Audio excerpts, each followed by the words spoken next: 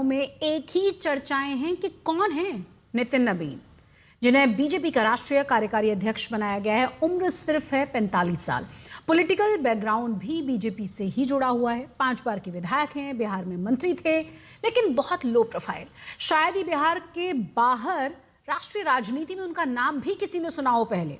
तो फिर बीजेपी की लीडरशिप ने उनके अंदर ऐसा क्या देखा कि उन्हें पार्टी का नेशनल प्रेसिडेंट बना दिया? इस रिपोर्ट के जरिए जानिए।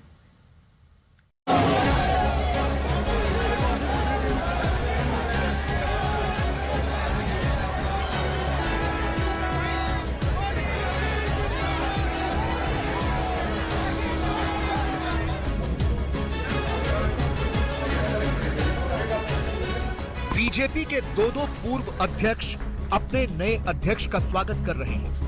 अमित शाह से बीजेपी के अध्यक्ष की जिम्मेदारी जेपी नड्डा को मिली थी और अब जेपी नड्डा से ये जिम्मेदारी नितिन नवीन को मिल रही है। नितिन नवीन, जिनकी उम्र सिर्फ 45 साल है और अपनी पार्टी के सबसे कम उम्र के अध्यक्ष बन गए हैं। यह सिर्फ बीजेपी में ही संभव हो सकता है, नहीं तो जिन नितिन नवीन का नाम बिहार के बाहर कोई और नहीं जानता था, वो आज दुनिया की सबसे बड़ी पार्टी के अध्यक्ष बन गए हैं। भले ही अभी कार्यकारी हो, लेकिन जानकार जानते हैं कि जो कार्यकारी है वो कुछ दिनों में पूर्णकालिक अध्यक्ष बन जाता है। बीजेपी के इस नवीन प्रयोग की इनसाइड स्टोरी क्या है? नितिन नवीन की ऐसी क्या खासियत है कि बीजेपी ने उन्हें अपना राष्ट्रीय अध्यक्ष बना दिया? क्या बीजेपी अब पूरी तरह से पीढ़ीगत बदलाव की ओर जा रही है?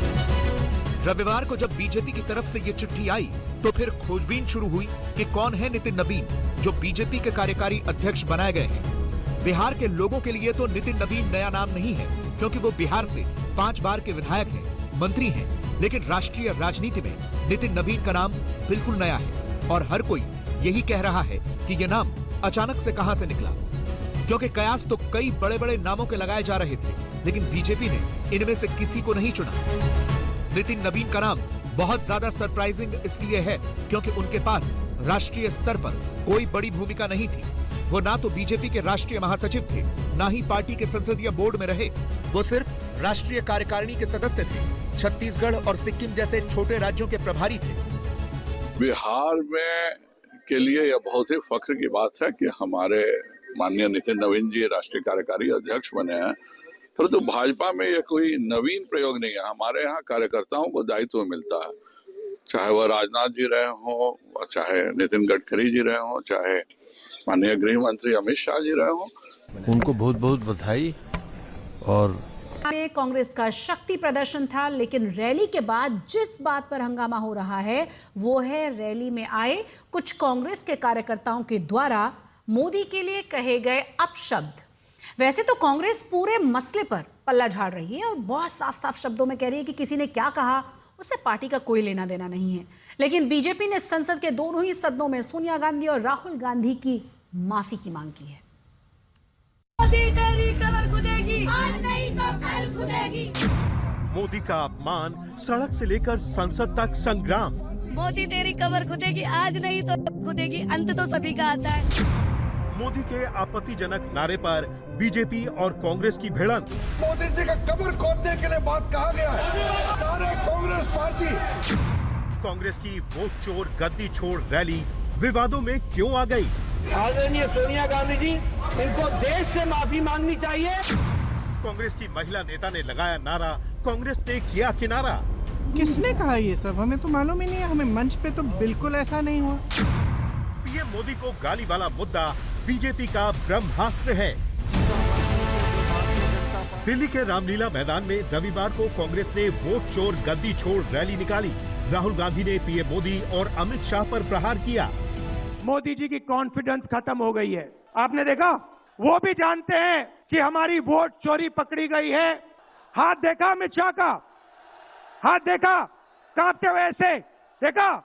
क्यों हाथ क्यों कांप रहा था? मैं बताता हूं, क्योंकि ये बहादुर जब ही है जब इनके हाथ में सत्ता है।